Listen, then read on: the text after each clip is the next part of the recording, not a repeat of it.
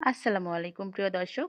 আজকের পর্বে রান্না করে দেখাবো মুরগির মাংসের কুটি বিরান, যেটা রুটি, পরোটা, ভাত সবকিছুর সাথেই খেতে অসাধারণ লাগে। একঘেয়েমি মুরগির মাংস রান্না না করে একদিন এভাবে রান্না করে ফেলুন।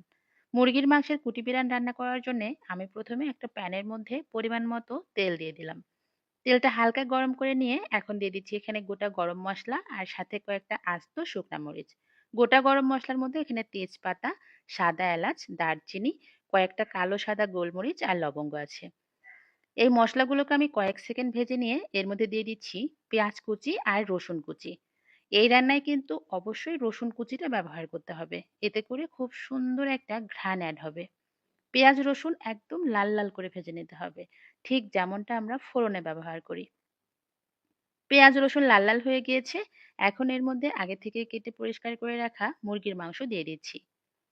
মুরগির মাংসগুলো কিন্তু আমরা যেভাবে রেগুলার কাট করে কেটে নিই তার থেকে অনেকটা ছোট করে কেটে নিতে হবে। মাংসের সাথে পেঁয়াজ রসুন ভালো করে মিশিয়ে নিলাম। এরপরে দিয়ে দিচ্ছি ১ চামচ মরিচের গুঁড়া, সাথে দিয়ে দিচ্ছি হাফ চামচের একটু বেশি হলুদের গুঁড়া। এখন দিয়ে দিব পরিমাণ মতো লবণ। এরপরে ব্যবহার করছি ভরে ভরে ১ চামচ ধনিয়া আর জিরে গুঁড়া। লাস্টে দিয়ে দিচ্ছি ১.৫ টেবিল চামচ আদা বাটা, রসুন বাটা আর জিরে বাটা।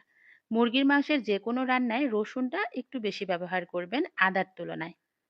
এখন মসলার সাথে মাংসগুলো আমি কিছুক্ষণ ভেজে নিব। মোটামুটি ৩ থেকে ৪ মিনিটের মতো। আর এতে করে মাংসের যে একটা ব্যাড স্মেল থাকে এটা একদম চলে যাবে। মুরগির মাংসগুলো ভেজে নিয়ে এরপরে দিয়ে দিচ্ছি আমি আলু। আলুগুলোও কিন্তু ছোট করে কেটে নিতে হবে। যেহেতু এটা কুটি বিরান তাই সবগুলো একদম ছোট, ছোট করেই কেটে নিতে হবে। মাংসের সাথে আলু খুব সুন্দর করে মিশিয়ে নিয়ে এখন ঢাকনা দিয়ে ঢেকে পানি ছাড়াই কষিয়ে নেব। আর এতে করে মাংস আর আলু থেকে যে পানি বের হবে, এতে করেই কিন্তু খুব সুন্দরভাবে কষানো হবে।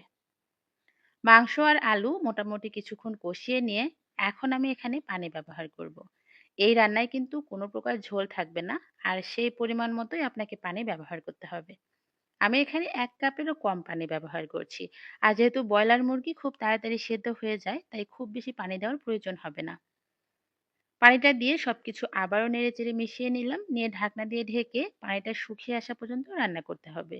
রান্না করতে মোটামুটি মিনিট ১০ সময় লাগবে। ব্যাস হয়ে গিয়েছে। পানিটা কিন্তু শুকিয়ে গিয়েছে আর উপর থেকে তেল ভেসে উঠেছে। এখন আমি দিয়ে দিচ্ছি চুলাটা বন্ধ করার আগে অল্প একটু গরম মসলা আর জিরে গুঁড়া। গরম মসলা, জিরে গুঁড়োটা দিয়ে আমি নামিয়ে নিব। তবে আপনি চাইলে কিন্তু এর থেকেও আরো ভাজা, ভাজা করে নিতে পারেন। আমার কাছে একটু রস, রস থাকলে খেতে ভালো লাগে, তাই আমি এভাবেই নামিয়ে নিব।